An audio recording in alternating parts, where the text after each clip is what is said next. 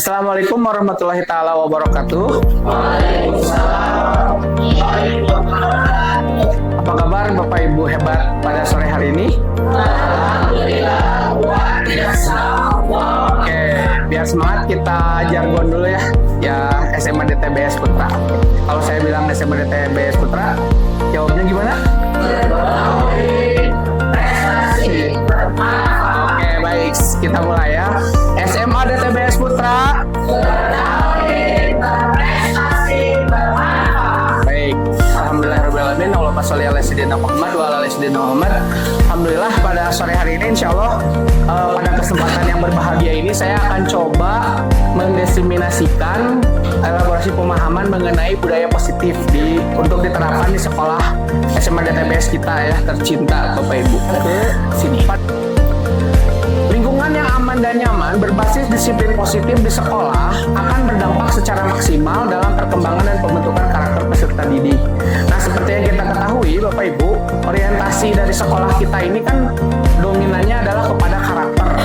Nah, dalam pembentukan karakter tersebut, itu akan sangat berperan atau ditunjang, dibantu dengan adanya lingkungan yang aman dan nyaman yang berbasis disiplin positif. Begitu. Itu ya poinnya. Kemudian di sini, apa sih sebenarnya disiplin positif itu atau budaya disiplin positif itu seperti apa? Nah, jadi di sini budaya positif transformasi pendidikan itu berdasarkan filosofi pendidikan Ki Hajar Dewantara. Di antaranya poinnya adalah pendidikan itu harus berpihak pada gitu ya. Nah, pendidikan yang menuntun dan membentuk manusia yang merdeka itu bisa kita ambil dari teori nih, teori kontrol atau choice theory dari William Glasser. Mungkin pernah ada yang mendengar ya? Bu Nanda pernah dengar? Barusan, oke. Baik. Nah, di sini menurut teori kontrol itu Anda tidak bisa mengontrol orang lain, hanya Anda yang bisa mengontrol diri Anda. Kan begitu. Ketika orang tidak bisa mengontrol dirinya, begitu ya, maka orang lainlah akan berperan mengontrol dia. Nah, seperti itu kan kondisinya. Pada hakikatnya, Anda itu tidak bisa mengontrol orang lain. Yang bisa mengontrol diri Anda itu adalah diri Anda sendiri. Begitu. Dan itu pun yang terjadi pada murid. Kita tuh tidak bisa sebetulnya mengatur murid A, B, C, D. Mengkondisikan murid A, B, C, D. Tidak bisa. Gitu ya. Nah, upayakan si murid itu dapat mengontrol dirinya sendiri. Dan kemudian di sini ada semua perilaku itu ada tujuan. Ketika murid itu melanggar atau melakukan aksi indisipliner, ya, itu pasti ada tujuannya. Itu pasti ada alasannya. Nah, tugas kita lah menggali alasannya apa. Kemudian ada realitas, kebutuhan, kita berusaha memahami pandangan orang lain tentang dunia, setiap orang memiliki gambaran yang berbeda. Jadi bukan orang lain harus mengerti kita, tetapi kita harus mengerti orang lain. Nah, di sini makna disiplin, Bapak Ibu, belajar adalah kontrol diri dengan menggali potensi diri kita sendiri agar tercipta tujuan mulia, yaitu menjadi seorang yang diri kita inginkan berdasarkan nilai-nilai yang kita hargai. Jadi, kita itu melakukan suatu hal itu bukan karena hadiah, bukan karena takut atasan, tetapi karena nilai-nilai yang kita yakini. Misalkan, kenapa Bapak Ibu hadir pada sore hari ini? Karena dipaksa misalkan. Oh tidak, tetapi saya ingin saya harus hadir karena acara ini adalah kegiatan rakor guru yang diselingi dengan kegiatan diseminasi ini. Dan ini bisa bermanfaat untuk Bapak Ibu ketika misalkan tadi ada permasalahan di kelasnya, baik itu misalkan dalam mata pelajarannya atau misalkan sebagai wali kelas. Jadi tidak harus langsung ke BK, kita pun sebagai guru mata pelajaran bisa menangani permasalahan siswa. Kemudian di sini ada teori motivasi, ada 5 posisi kontrol dan 5 dasar kebutuhan manusia. Di mana dalam teori motivasi itu tadi ya, kita melakukan sesuatu itu apakah untuk menghindari hukuman atau untuk mendapatkan imbalan. Nah, ini tentu motivasinya motivasi ekstrinsik dari luar motivasinya. Beda halnya dengan ini. Untuk menghargai diri sendiri, tentunya menghargai diri sendiri itu harus berdasarkan nilai-nilai kebajikan universal. Nah, nilai-nilai kebajikan universal inilah yang terkandung di dalam P5. ya profil pelajar Pancasila atau dalam budaya DT. Ya di Darut Tauhid itu di sini masuknya nilai-nilai kebajikan. Itu menghormati, menghargai, gitu ya. Itu juga termasuk ke dalam ini. Kemudian di sini ada 5 posisi kontrol. Oh ya, nilai-nilai kebajikan universal ini diwujudkan dalam bentuk keyakinan kelas. Keyakinan kelas atau keyakinan sekolah, gitu ya. Kalau nilai-nilai budaya DT itu kan keyakinan sekolah ya. Itu kan kayak karakter baku, baik dan kuat, ikhlas, jujur, tawadu. Terus apa lagi? Berani, disiplin, tangguh. Kan itu nilai-nilai kebajikan universal yang kita yakini ya. Yang kita yakini. Kemudian keyakinan kelas itu nanti akan diturunkan dari keyakinan sekolah. Nilai-nilainya yang akan menjadi kesepakatan bersama. Dalam penyusunan keyakinan kelas, nanti kita akan coba simulasikan mungkin ya, akan sedikit ada contohnya. Dalam keyakinan kelas ini, itu semuanya terlibat. Jadi tidak satu arah, tapi 2 arah. Dari murid ya, meyakini keyakinannya apa, dari pihak gurunya juga seperti itu. Sehingga disepakati inilah keyakinan kelas kita. Begitu. Kemudian di sini ada 5 posisi kontrol. 5 posisi kontrol itu yang pertama biasanya ini sering kita lakukan, ini Bapak Ibu, semoga kita bisa bertransformasi ya. Yang sering kita lakukan, kita sebagai guru biasanya kalau ada murid yang melakukan kesalahan, kita sebagai penghukum. Ya, dihukum langsung. Misalkan push up, misalkan sit up, pull up, lari misalkan gitu ya. Itu jadi jadi semapta ya. Atau pembuat rasa bersalah. Soal kerjain ini sing kasihan ke ibu gitu. Bisa ibu tuh dimarahin nanti sama Pak Haji misalkan gitu. Nah itu ya pembuat rasa bersalah. Atau teman, sebagai teman, misalkan tenang nanti ini bisa diatur misalkan. Sok sekarang ini dulu, itu teman. Atau pemantau, ya kalau pemantau itu lebih kepada ngecek gitu ya.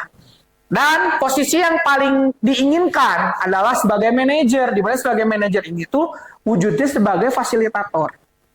Ketika murid itu bermasalah, maka solusinya itu ada di murid itu sendiri. Biarkan mereka itu mengutarakan kenapa saya melakukan kesalahan ini, gitu ya. Sehingga mungkin dari sudut pandang dia kesalahan itu terjadi karena kondisi tertentu, misalkan tidak bisa menahan emosi, misalkan, atau karena misalkan menjaga harga dirinya. Nah, biarkan mereka mengutarakan itu. Dan itu akan digunakan dalam segitiga restitusi. Jadi ini poinnya Bapak Ibu yang akan kita pelajari, yang akan dibahas pada sore hari ini. Di sini posisinya lihat, segitiga restitusi itu urutannya begini. Menstabilkan identitas dulu. Kemudian divalidasi kebutuhannya apa, baru menanyakan keyakinan. Nanti kita akan coba lihat. Oh tadi ada yang terlewat ya sedikit. Nah ini 5 dasar kebutuhan manusia. Yang paling utama dan yang paling penting adalah survival, bertahan hidup. Orang akan melakukan apa saja untuk melakukan bertahan hidup. Kemudian butuh penguasaan atau kekuasaan.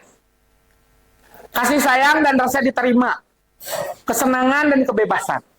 Itu kebutuhan dasar manusia. Jadi ini yang akan dibahas di modul 1.4 tentang budaya positif. Nah ini ya ada 6 disiplin positif dan nilai-nilai kebajikan universal, teori motivasi, hukuman, penghargaan dan restitusi, keyakinan kelas, kebutuhan dasar manusia dan dunia berkualitas, restitusinya sebagai 5 posisi kontrol dan restitusi di segitiga restitusi. Penerapan budaya positif berarti tidak ada aturan atau konsekuensi. Benar atau salah? Salah. Alasannya apa, Bu? Kenapa salah? Atau Ibu benar jawabannya? Apa alasannya? Ini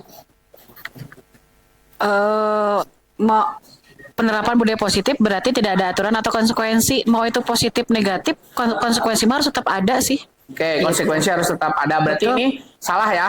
Salah. Nah, di sini penjelasannya dalam penerapan budaya positif, guru melatih kesadaran murid melalui pemahamannya atau tatanan konsekuensi hadir untuk memberikan keselamatan dan kebahagiaan bagi manusia dan anggota masyarakat. Jadi tetap harus Ada konsekuensi. Oke. Dalam membuat keyakinan kelas, ditempel dan ditempel di kelas sudah cukup, tidak perlu ada tindak lanjut lagi. Harus ada tindak lanjut. Benar atau salah? Kenapa salah? Tetap harus ada tindak lanjut. Oke, betul ya. Jadi tetap harus ada menghadirkan kesadaran. Karena, nih menarik nih Bapak Ibu. Manusia itu diciptakan sebagai tempatnya lupa dan salah. Sehingga harus tetap diingatkan kembali. Maka di sini tidak ada tindak lanjut itu salah, harusnya selalu diingatkan. Jadi kita lanjut aja ya. Semua masalah yang berkaitan dengan budaya positif diselesaikan dengan restitusi. Semuanya bisa diselesaikan dengan restitusi. Bisa tidak? Coba ini guru BK nih, Pak Wanda. Semua masalah yang berkaitan dengan budaya positif, apakah bisa diselesaikan dengan restitusi? Bisa. Bisa. Alasannya? Karena itu menumbuhkan kesadaran siswa bahwa pentingnya dalam menjalankan budaya positif tersebut. Oke, baik. Kita lihat jawabannya. Jadi di sini segitiga restitusi itu adalah suatu pendekatan disiplin untuk menyelesaikan permasalahan siswa. Tapi di sini lihat, pendidikan seharusnya sudah menegakkan keyakinan kelas dan konsekuensi. Jadi segitiga restitusi itu harus sudah akan bisa berjalan ketika muncul kesadaran dan keyakinan kelasnya sudah ada. Namun, jika keyakinan kelas dan konsekuensinya tidak efektif, maka restitusi itu adalah pilihan terbaik. Nah, di sini segitiga restitusi itu tidak dapat menyelesaikan masalah secara tuntas. Misalkan contoh, ketika misalkan ada kasus siswa berkelahi sampai tangannya patah, kan tidak bisa direstitusi. Tetap saja konsekuensinya harus ada. Dan ini tidak bisa diganti kan, tangan putus atau mohon maaf, tangan patah gitu ya, harus diobati. Atau aset sekolah misalkan ada siswa melakukan indisipliner, merusak aset sekolah, bangku misalkan sampai patah. Kan meskipun bangku itu bisa beli yang baru, tetap saja bangkunya rusak. Nah, begitu. Itu berarti di sini jawabannya tidak semua kasus selesai oleh restitusi. Tentang disiplin positif. Nah, ini tadi ya, bisakah kita mengontrol seseorang? Tidak bisa ya. Kita mencoba mengubah orang lain agar berpandangan sama dengan kita. Dalam teori kontrol, kita berusaha memahami pandangan orang lain tentang dunia. Ini bisa ditransformasi ya Bapak Ibu ya. Jadi ketika kita berusaha membuat orang lain itu mengerti kita, ternyata teorinya tidak seperti itu. Menurut teori kontrol itu dibalik. Ya, dibalik. Kita berusaha memahami pandangan orang lain tentang dunia. Kemudian perilaku buruk dilihat dari suatu kesalahan. Setiap orang misalnya melakukan kesalahan, terus kita judge. Kamu begini. Nah, dalam teori kontrol, itu dilihat di sini. Setiap perilaku itu punya tujuan. Kenapa kamu melakukan kesalahan itu? Nah, itu tujuannya apa? Gitu kan. Orang lain bisa mengontrol saya. Orang lain itu tidak bisa mengontrol kita, tapi diri kita sendiri yang bisa mengontrol diri kita.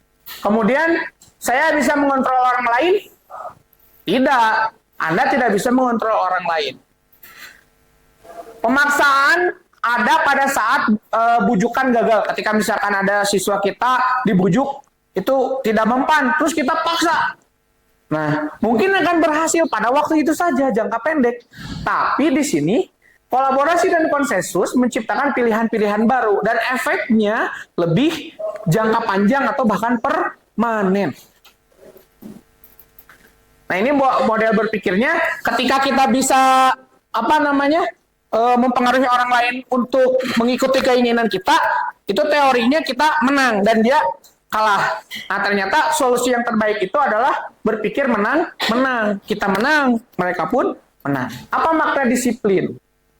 Disiplin itu artinya belajar. Nah, disiplin itu membuat orang lain menggali potensi menuju sebuah tujuan, apa yang dia hargai. Dan di sini yang ditandain merah ya, Bapak Ibu, sesuatu yang dilakukan oleh seseorang kepada orang lain untuk mendapatkan kepatuhan. Disiplin dengan ketidaknyamanan, bukan dengan apa yang kita hargai atau pencapaian suatu tujuan yang mulia. Ini tuh budaya kita tentang disiplin.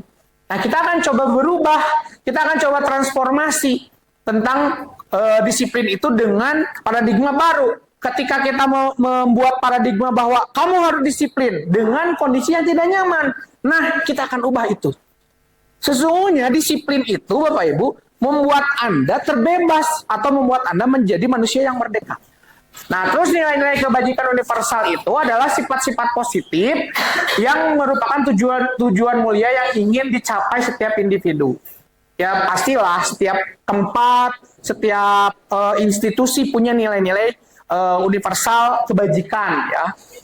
Dan di sini setiap perilaku atau perbuatan itu memiliki satu tujuan. Ini kuncinya, gitu ya. Jadi ketika ada siswa indisipliner itu, dibalik nih teorinya. Oh, mereka itu melakukan hal itu ada tujuannya. Misalkan mau mencari perhatian kah? Apakah misalkan ada sesuatu yang ingin mereka sampaikan, tetapi caranya dengan yang tidak baik, misalkan. Oke, kita lanjutkan. Nah, ini dalam profil pelajar Pancasila ya, yang 6 nilai kebajikan ini. Beriman, bertakwa kepada Tuhan Yang Maha Esa dan berhak mulia, mandiri, bernalar kritis, berkebinekaan global, bergotong royong dan kreatif. Kalau kata Bu Desi apa? Bu Desi itu singkatannya, masih ingat nggak? Coba. BMKG-BK. BMKG? BK. Oke, BMKG BK, Bapak Ibu kalau tidak hafal, dihafalnya adalah BMKG BK. BMKG BK. Jadi ada BK-nya pokoknya. BMK mana? BMKG BK ya. Oke. Sip. G-nya apa? Gotong royong. Oke, kita masuk ke konsep yang kedua. Bapak Ibu, tadi konsep yang pertama sudah dipahami ya. Tentang apa? Tentang apa Bu? Yang pertama tadi teori kontrol, disiplin positif, dan nilai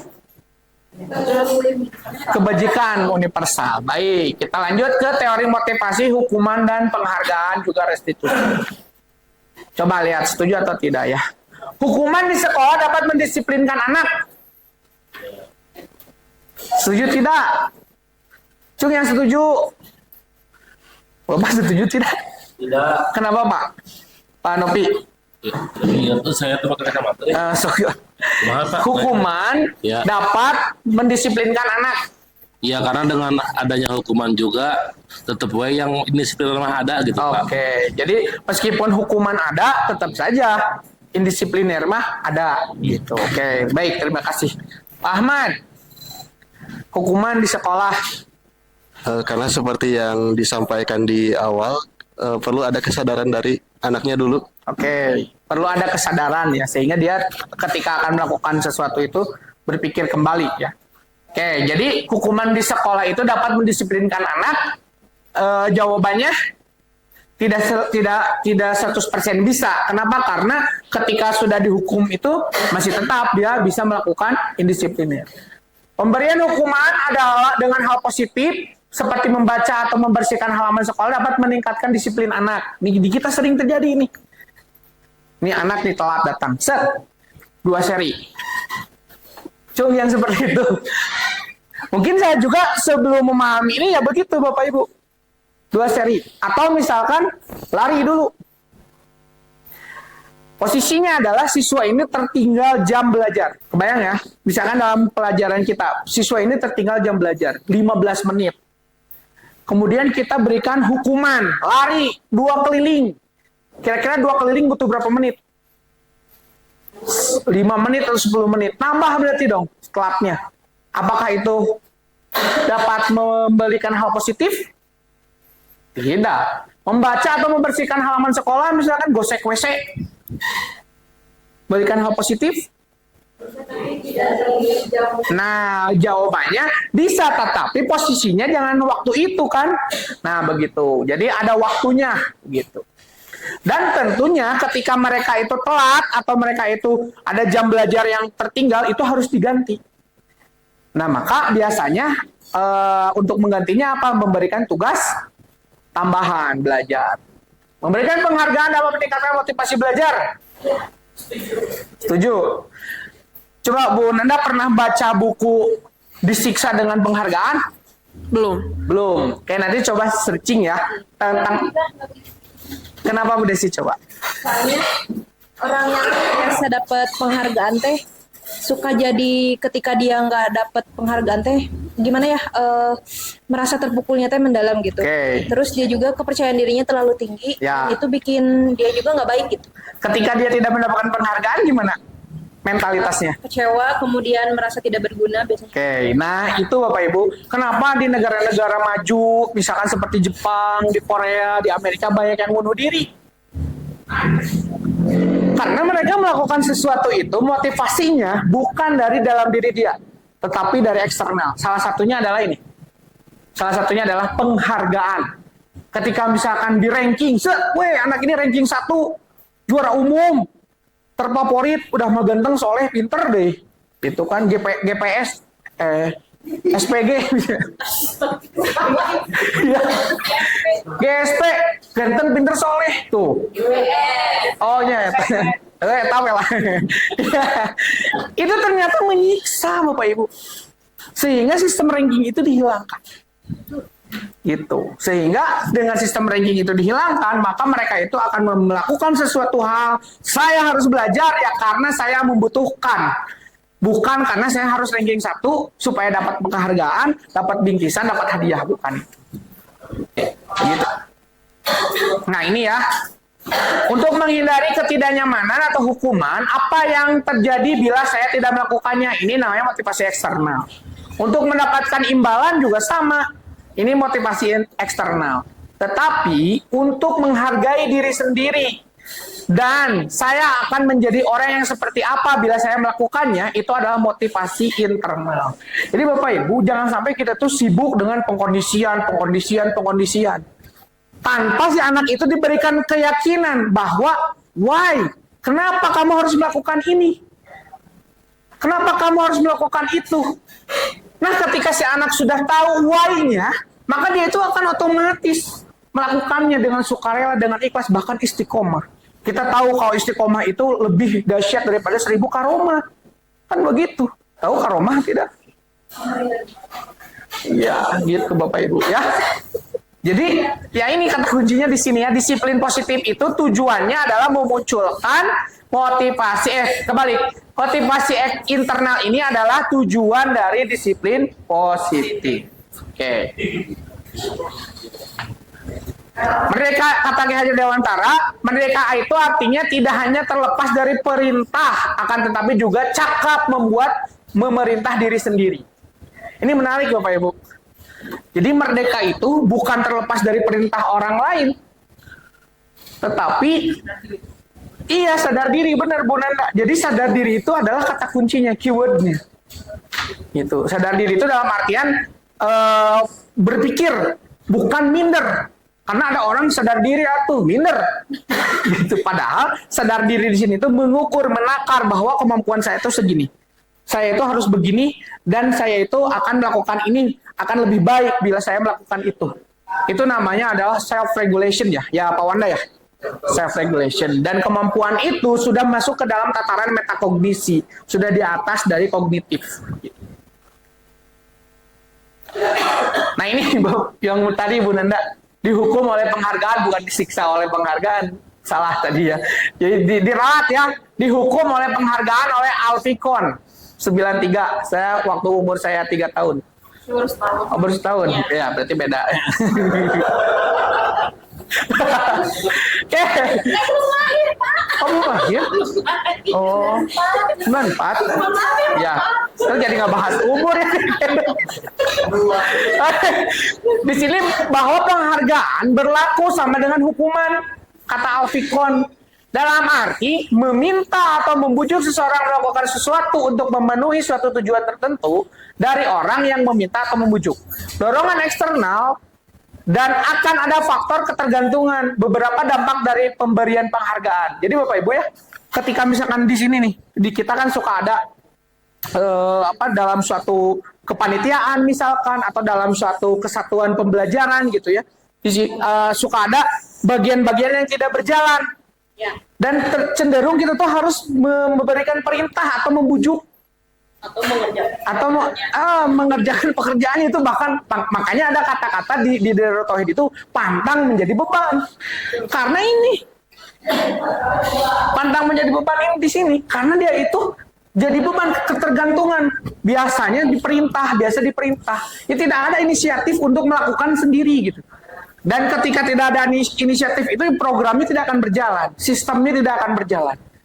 Nah itulah yang akan kita coba transformasikan Bapak Ibu. Semoga dengan kita bertemu pada sore hari itu, selain Bapak Ibu menjadi tercerahkan, ya meskipun ngantuk ya, meskipun ngantuk, kita coba akan bertransformasi Bapak Ibu, berubah gitu ya. Yang asalnya kita tuh hanya jadi pesuruh gitu ya, disuruh-suruh gitu ya, nggak tahu harus ngapain, hanya menerima perintah saja. Kita akan coba berinisiatif. Kita harus seperti apa? Kita harus melakukan apa? Supaya tugasnya selesai. Begitu. Nah, di sini gambarannya seperti ini. Ketika pengaruh jangka pendek dan jangka panjangnya, penghargaan itu merusak hubungan, Bapak Ibu. Misalkan, Bu Ani itu sudah lama di sini, udah kartap misalkan. Terus Bu Ani itu, bener ya? Ya, Bu Ani, coba Bu Ani pegang dulu, Bu Ani. Bagaimana Bu Ani perasaannya sebagai karyawan tetap? Terus Bu Ani itu sering kali dapat penghargaan, Bu Ani. Misalkan. Kemudian ada pendatang baru, guru baru, sebutlah misalkan Ustaz Hoer. Gitu ya. Kemudian datang Ustaz Hoer. Ustaz Hoer baru masuk sudah mendapatkan penghargaan. Nah, Bu Ani yang biasanya langganan dapat penghargaan, sekarang harus merelakan si penghargaan itu diberikan ke Ustadz Hoer. Gimana Bu Ani tanggapannya tentang itu? Ya tidak apa-apa. Kenapa? Karena mungkin Ustadz Hoer lebih baik lagi. Nah, berarti kan di sini kalau misalkan Bu Ani itu perasaannya sudah sudah motivasinya internal, itu sudah akan sampai ke tahapan tadi. Oh mungkin beliau sudah lebih baik dari saya. Tetapi ketika orang itu mengandalkan motivasi eksternal, itu akan merusak hubungan. Dia akan julid itu. Kok bisa dia? Coba mana nilai MU-nya? Kan gitu. Coba. Oh ya, oke. Lanjut ya. Oke, kita tadi ya untuk yang penghargaan kita sudah. Oh ini sedikit tentang ini nih. Mencatat 100 kali dalam buku kalimat. Saya tidak akan terlambat untuk nulis istighfar 100 kali. Itu termasuknya ke dalam konsekuensi atau hukuman? Jawabannya hukuman, karena ini sudah ada tulisannya. Lari mengelilingi lapang basket dua keliling karena terlambat. Kenapa tahu hukuman? Oh ada tulisannya. Betul, hebat sekali orang biasa ini Bapak Ibu ya. Tapi hebatnya bener hebat, bukan singkatan ya. Ini juga sama nih murid. Kenapa Bapak Ibu ini disebutnya hukuman? Betul, tidak berkaitan dengan konteksnya. Konteksnya ketika pelajaran biologi, kenapa harus nulis syahadat lagi? Nulis istighfar misalkan. Kan, itu ya. Itu ya. Mengganti kertas tugas teman yang dicoret-coret. Hukuman atau konsekuensi? Konsekuensi, menggantikan. Karena saya mencoret-coret, maka saya harus mengganti. Membersihkan tumpahan air di meja yang tersenggol.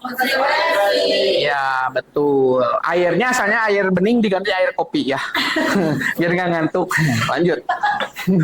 Meminta murid tidak mengenakan sepatu seharian karena tidak mengenakan sepatu hitam. Why? Konsekuensi. Tapi itu baik. Ya, jawabannya hukuman karena tidak sesuai konteks. Bisa aja Bapak Ibu balik lagi ke asrama ganti sepatunya, kan bisa begitu. Itu balik dulu, Pak. Hah? Oh itu kan nanti ada petugasnya di sana. Oke, lari mengelilingi lapangan basket 2 kali karena terlambat 10 menit. PJOK. Konsekuensi dong, betul ya. Jadi kalau PJOK mah konsekuensi. Ya. Oke, ini ya sekilas. Tadi ada konsekuensi, ada restitusi, ada hukuman. Jadi kalau restitusi itu pilihan, kemudian konsekuensi itu masih membuat tidak nyaman, tetapi kalau restitusi itu menguatkan dalam jangka panjang. Kemudian konsekuensi itu korbannya bisa diabaikan. Karena tadi misalkan, jadi saya kudu ngepel karena ngejatuhin air misalnya. Kan ada korban itu, dan itu terabaikan. Beda dengan ini. korban mendapatkan ganti. Kayak tadi misalkan ketika siswa itu terlambat 15 menit, kan dia sebenarnya korban tidak mendapatkan hak belajar 15 menit, betul? Nah, maka kita harus mengganti 15 menit itu dengan tambahan belajar. Itulah restitusi. Misalkan ada anak terlambat, terus malah ke perpustakaan sholat duha. Gitu, luar biasa kan? Tapi benar atau salah itu Bapak Ibu? Kenapa salah sholat duha disalahin? Tapi kan bukan makanan. Nah iya, karena sholat duha itu bisa aja pasti istirahat ya. Kenapa harus di jam pelajaran? Nah begitu. Murid akan tersakiti kalau bila dengan hukuman. Konsekuensi itu muridnya anak dibuat tidak nyaman. Jadi ini gradasi nih, tersakiti, tidak nyaman, ini mendapatkan penguatan. Gitu. Bisa terlihat ya Bapak Ibu ya. Semoga mulai kita bisa bersama-sama bertransformasi. Itu tujuannya bertransformasi Bapak Ibu. Boleh Ibu, mangga. Punten. Ya. Tadi disampaikan kalau anak terlambat 15 menit, Betul. kemudian kita harus ngeganti. Ya. Nah, tapi kan itu salahnya dia. Kan kita udah kontrak belajar nih kalau telat. Nah, itu gimana, Pak? Nah, kita posisinya sebagai fasilitator, Bu. Jadi bukan kita yang mengganti, ayo nanti belajar tambahan. Bukan begitu. Jadi ketika 15 menit itu kita berikan tugas. Tadi saya ngebahas ini, coba kamu rangkum ini. Gitu. Sehingga 15 menit tadi yang kosong tadi itu terganti waktunya dengan haknya dia belajar gitu. Jadi bukan kita yang Bukan begitu. Paham ya, Bapak Ibu? Oke. Restitusi adalah proses menciptakan kondisi bagi murid untuk memperbaiki kesalahan mereka, ini Bu, itu poinnya. Gitu. Jadi bukan kita yang memperbaiki, kita hanya fasilitator atau coach lah. Ayo, solusinya apa kira-kira? Gitu kan. Oh, saya harus belajar, Bu. Oh, saya harus merangkum ini. Oh, saya harus minjem catatan teman saya yang tadi terlewat. Nah, itu sudah menggantikan. Gitu. Sehingga mereka dapat kembali ke kelompok mereka dengan karakter yang lebih kuat. Maksudnya lebih kuat itu lebih baik. Kan di sini harusnya baku, baik dan kuat. Harusnya ini harusnya ditambahin apa ya? Kurang. Jadi kita ke gosen kita bilang ya.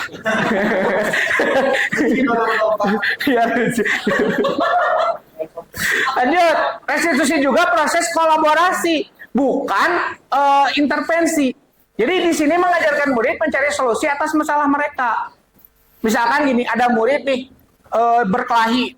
Terus si kancing bajunya dicopotin 3 misalkan, atau 4 lah, ada yang satu lagi mau coplok gitu misalkan. Terus gimana solusinya? Solusinya gimana? Datang ke guru tata busana, minta dibantuin buat ngejahit. Tapi dia yang ngejahitnya, gurunya yang mengarahkan. Itu contoh dari kolaborasi di sini. Tuh. Dan membantu murid untuk berpikir ingin menjadi orang seperti apa ketika nanti gitu. Jadi ini sebenarnya kata kuncinya tadi yang Pak Ahmad sampaikan. Pak Ahmad luar biasa sekali ya, visioner Pak. Jadi Pak Ahmad itu ya tadi motivasi internal itu adalah kuncinya.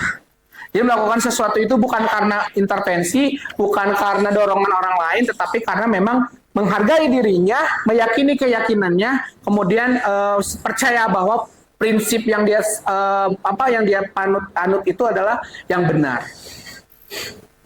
Oke, ini ciri-cirinya, ciri-ciri restitusi bisa dibaca saja, ada 9. Belajar dari kesalahan, memperbaiki hubungan, menawarkan, bukan memaksa. Kemudian restitusi diri adalah cara yang terbaik, melihat ke dalam diri, mencari kebutuhan dasar, berfokus pada karakter bukan tindakan. Hati-hati Bapak Ibu, di sini kadang kita suka keliru ini, yang poin 7 ini. Kemudian kita berfokus pada solusi, ya, berfokus pada solusi yang 3 semangat itu loh. Kalau di DT ada 3 semangat ya. Semangat apa? Semangat persaudaraan, semangat mencari solusi, semangat sukses bersama. Nah itu di sini poinnya. Kemudian mengembalikan murid yang berbuat salah kepada kelompoknya. Maksudnya itu supaya dia itu kembali ke kelompoknya itu menjadi pribadi yang lebih baik. Begitu, tidak dikucilkan gitu ya. Oke, nah ini terakhir poinnya tentang keyakinan kelas.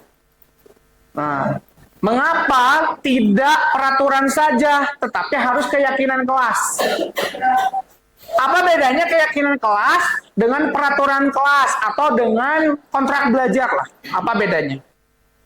Oh ya. Nah, jawabannya adalah mengapa kita memiliki peraturan harus menggunakan helm bila mengendarai kendaraan roda 2? Keselamatan poinnya. Gitu ya, bukan karena takut Julfikar, bukan. Ya, tapi selamat. Itu ya. Jadi poinnya di sini, keyakinannya atau nilai kebajikannya adalah keselamatan. Mengapa kita memiliki peraturan membuang sampah di tempatnya? Supaya lingkungan bersih dan terjaga, kepedulian terhadap lingkungan. Mengapa kita memiliki peraturan harus datang tepat waktu? Menghargai orang lain, kemudian kita juga menerapkan kedisiplinan. Nah, untuk mendukung motivasi intrinsik, kembalikan ke nilai-nilai keyakinan. Nilai-nilai keyakinan itu nilai-nilai kebajikan yang tadi. Begitu ya. Nah, di sini contoh ya Bapak Ibu tentang apa? Kita coba praktek nih. Ini mungkin sesi terakhir tentang keyakinan kelas. Peraturan, selalu kembalikan buku ke tempatnya. Ini peraturan nih. Kira-kira keyakinan kelasnya atau nilai kebajikan yang ditujunya apa? Tanggung jawab. Ketika bukunya mau dipakai, hilang gimana kan? Kemudian dilarang mengganggu orang lain. Menghormati orang lain, menghormati diri dan diri sendiri. Di sini tuh kalau kita apa yang 3 sa itu. Saya aman bagimu, saya menyenangkan bagimu, dan saya bermanfaat bagimu. Ini poinnya di situ. Kemudian hadir di sekolah 15 menit sebelum pembelajaran dimulai. Ya, menghormati orang lain, komitmen pada tujuan. Kadang-kadang kita juga kalau di rumah misalnya menuju ke sekolah, itu suka baca niat dulu nggak? Nah, itu tuh sebenarnya sudah masuk ke sini Bapak Ibu. Menghormati orang lain dan komitmen pada tujuan. Melakukan kekerasan. Nah, dilarang menggunakan narkoba, jelas satu ya. Kesehatan, bergantian atau menunggu giliran.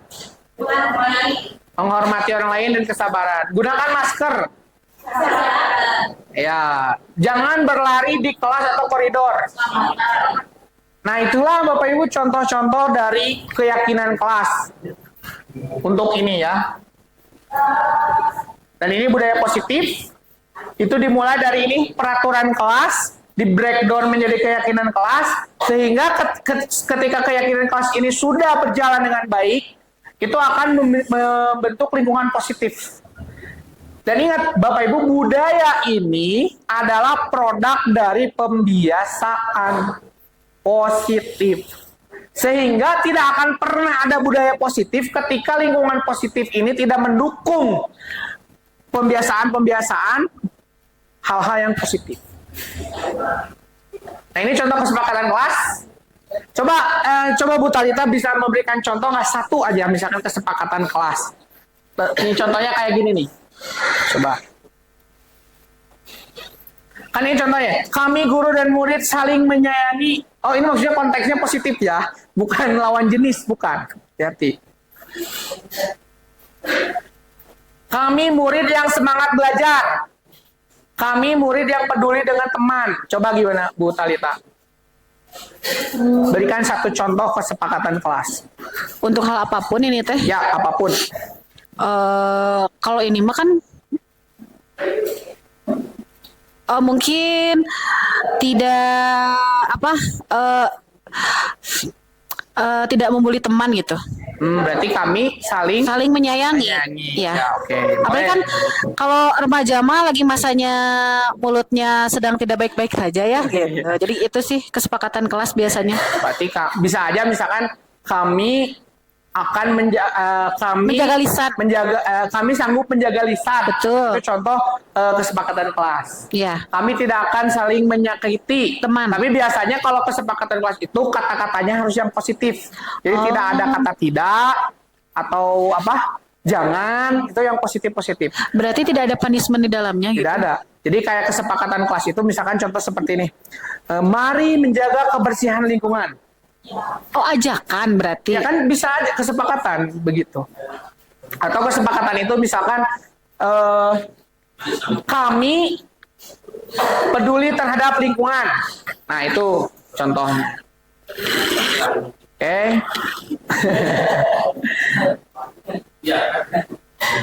Oke, kita lanjut. Ini kebutuhan dasar manusia tadi sudah dibahas ya Bapak Ibu. Intinya dari kebutuhan ini contoh misalkan ini perilaku siswa mengganggu di kelas contohnya ya. Kemudian kebutuhan yang mungkin berusaha dipenuhinya apa? Kebebasan. Karena dia tuh misalkan sumpek di kelasnya boring misalkan. Terus dia mengganggu orang lain kan gitu. Nah, maka pertanyaan pada siswa, apakah ada cara untuk memenuhi kebutuhan kebebasan tanpa mengganggu pembelajaran semua orang? Gitu. Oh, saya misalkan harus melakukan A, B, C, D dan seterusnya. Oke, gitu ya.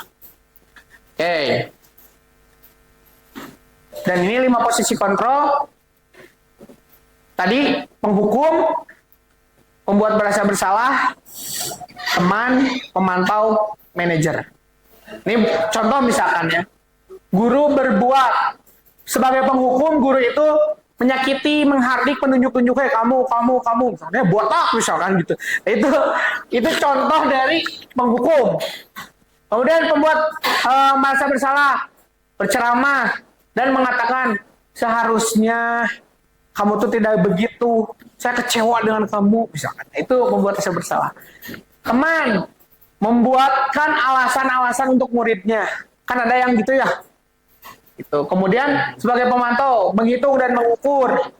Ini anak nih udah 3 kali nih keluar kelas misalkan. Dan terakhir sebagai manajer mengajukan pertanyaan-pertanyaan. Jadi pertanyaan-pertanyaan tadi itu menggali apa sih motivasi di balik pelanggaran yang siswa lakukan.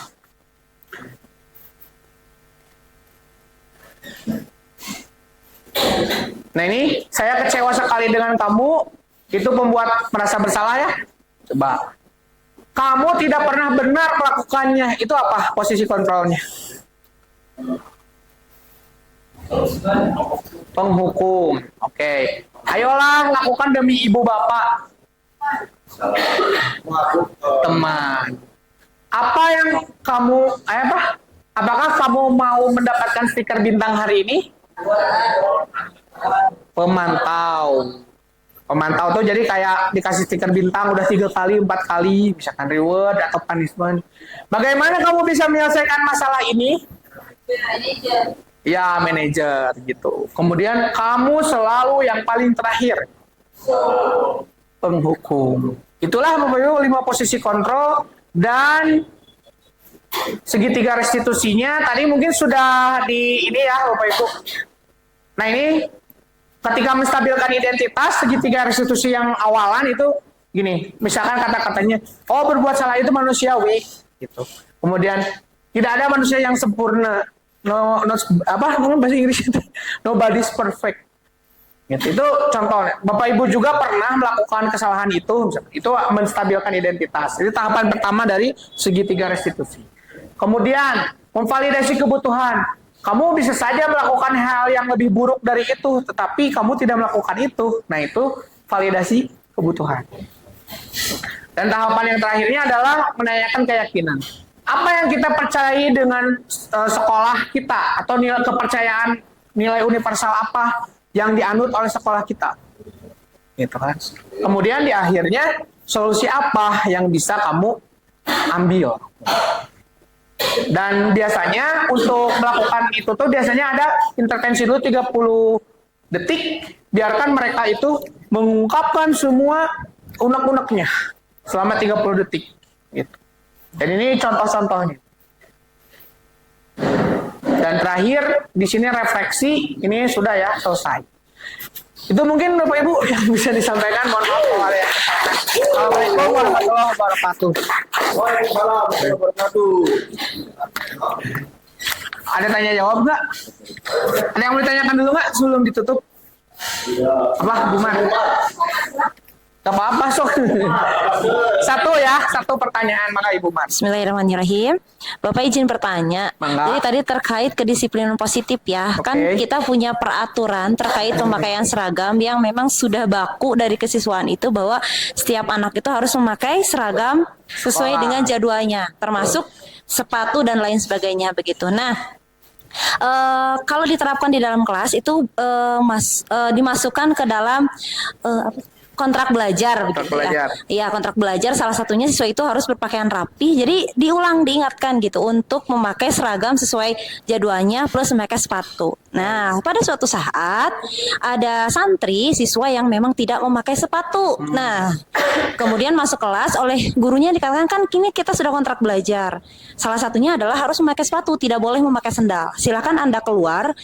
Saya tidak mau menerima Anda kalau Anda tidak memakai sepatu. Bagaimanapun caranya ingin masuk kelas saya harus pakai sepatu. Nah, itu teh apakah termasuk hukuman atau disiplin karena anaknya sudah beberapa kali berulang kali begitu sudah meminta surat dari piket sepatu saya nggak ada atau lain sebagainya tapi berulang. Itu bagaimana Pak solusinya? Apakah itu termasuk hukuman dari saya atau bagaimana? Oke, baik. Makasih. Kalau melihat dari konteksnya ya Bu ya, itu termasuk hukuman. Kenapa termasuk hukuman? Ya, karena tadi langsung menghardik. Kita tidak tahu kan latar belakangnya apakah benar sepatunya hilang. Kalau misalkan benar hilang bagaimana? Iya, berulang itu karena solusinya belum selesai. Ya kan? Ketika solusinya selesai tidak akan berulang. Tidak akan dia bilang sepatu saya hilang, saya tidak pakai sepatu, gitu. Tidak akan.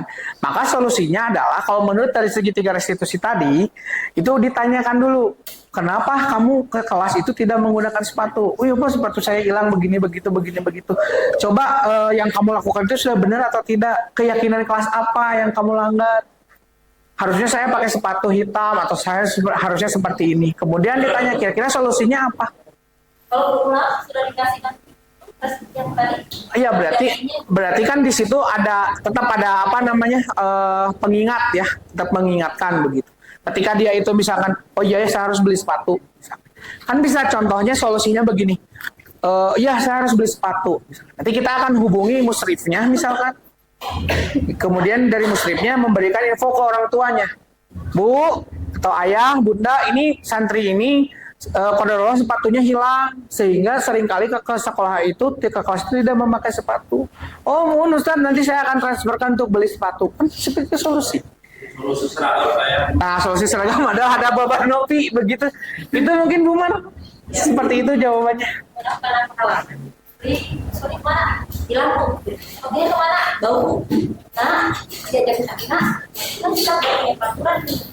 Gimana caranya? Dari sepatu siapa aja ya terus depannya pakai sepatu karena memang penuntutan itu kan memang harus dari yang terkecil dulu. Betul.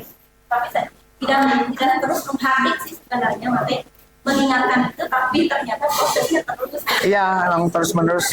Karena tadi di sini kata kuncinya dari budaya positif itu adalah pembiasaan hal-hal yang positif begitu. Dan sampai muncul keyakinan dari diri sendiri untuk melakukan sesuatu yang baik begitu.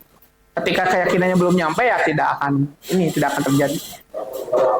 Iya, kan terus berulang, siklusnya terus berulang seperti itu. Sampai keyakinannya muncul. Munculnya itu setelah tamat. Bisa jadi begitu. Itu mungkin semoga apa yang kita pelajari pada sore hari ini ada manfaatnya, khususnya untuk saya, umumnya untuk kita semua. Atur nuhun Bapak Ibu sudah menyempatkan untuk bisa hadir dan berinteraksi. Semoga ini bisa menjadi wasilah kita menjadi guru yang lebih baik ya Bapak Ibu. Kita tutup dengan hamdalah dan doa kifaratul majelis. Alhamdulillah. Subhanallah.